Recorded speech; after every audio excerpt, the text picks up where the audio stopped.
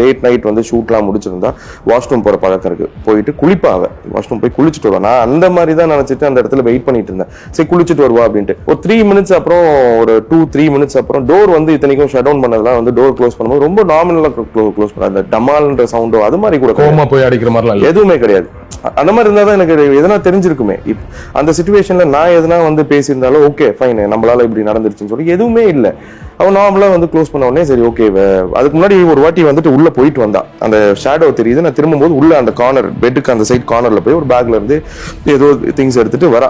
அப்போ நான் என்ன நினைச்சேன், சரி குளிக்க போறா போல இருக்க, அவளை சரி குளிச்சுட்டு வரட்டும், நம்ம வெயிட் பண்ணலாம் அப்படின்னு சொல்லிட்டு நான் வெளியில வெயிட் பண்ணேன். ஒரு 3-4 மினிட்ஸ் ஆனப்போ, ஏன்னா இவ்வளவு நேரம் வந்து என்ன வெளியில வெயிட் பண்ண வைக்க மாட்டான்.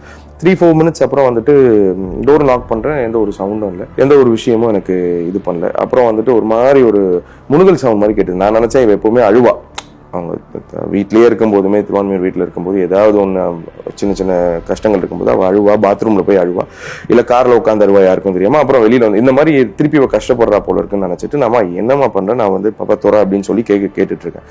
அந்த இன்சிடென்ட் அப்போ எனக்கு எந்த ஒரு டவுட்டுமே இல்லை, இதுதான் நடக்குது, இதுதான் உள்ள நடக்குது. நான் ஏதோ சரி அழுதுட்டு இருக்கா, குளிச்சுட்டு இருக்கா போல இருக்கு, வந்துருவா அப்படின்னு நினைச்சு நான் அப்போ ரூம் கீ கேட்கறதுக்காக வெளியே ரிசப்ஷன் நடந்தே தான் போறேன். ஏன்னா ஸ்லிப்பர்ஸ்ல இருந்து கார் கீல இருந்து எல்லாமே வந்துட்டு உள்ள இருக்கு.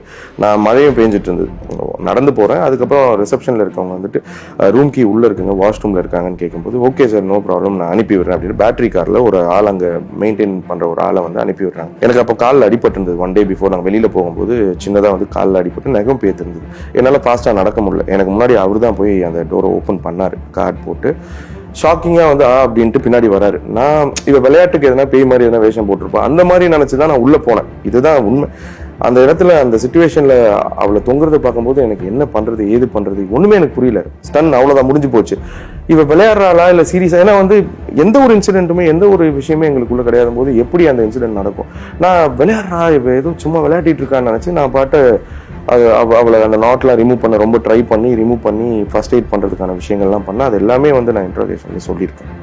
ஸோ இதுதான் அன்னைக்கு நடந்த விஷயம். ஸோ இப்போ நீங்க ஒரு விஷயத்த சொல்ல மாட்டேன்னு சொல்றீங்க. ஸோ அதுதான் ஆக்சுவலி பாயிண்டா? இப்போ இந்த விஷயத்த அவங்க கிட்ட டிஸ்கஸ் பண்ணாங்களோ அதுதான் காரணம்? ஆமா, அதுதான் காரணம். அதுவா தான் இருக்கும். அது ஒரு காரணம்ன்றது அன்னைக்கு மட்டும் எனக்கு அது தெரியாதுங்க. எனக்கு ஒரு 10-15 நான் அதனாலதாங்க அந்த அவ இருக்கும்போது ஒரு சில விஷயங்கள்லாம் வந்து நான் வெளியிலேயே யார்கிட்டயும் என் பழைய ஃப்ரெண்ட்ஸ் கூடயும் சரி யார் கூடயுமே நான் வந்து ரொம்ப இன்ட்ராக்ட் ஆயிக்கல. நான் எனக்கு லைஃப் இருந்தா போதும், சித்ரா ஹாப்பியா இருந்தா போதும்னு நினைச்சு நான் ஒரு சில விஷயங்கள்லாம் அவாய்ட் பண்ணிட்டு அவங்க கூட மட்டும் தான் நான் டிராவல் பண்ணேன். இது வரைக்கும் எனக்கு என்ன உண்மைகள் தெரியுமோ அதை நான் இது வரைக்கும் போலீஸ் கிட்ட சொல்லலை. இப்பவுமே நான் சொல்றதுக்கான காரணம் எனக்கு இன்னமும் அந்த த்ரெட் இருக்கிறதுனால தான் நான் அதை ஓவர் கம் பண்றேன். இப்பவும் நான் வந்து என் மேல வந்து ஒரு களங்கம் போட்டிருக்கேன். அந்த களங்கத்தை கிளியர் பண்ற வரைக்கும் எனக்கு வந்து பாதுகாப்பு வேணும். நம்ம உண்மையை சொல்ல போய் அது ஒரு கெட்டதா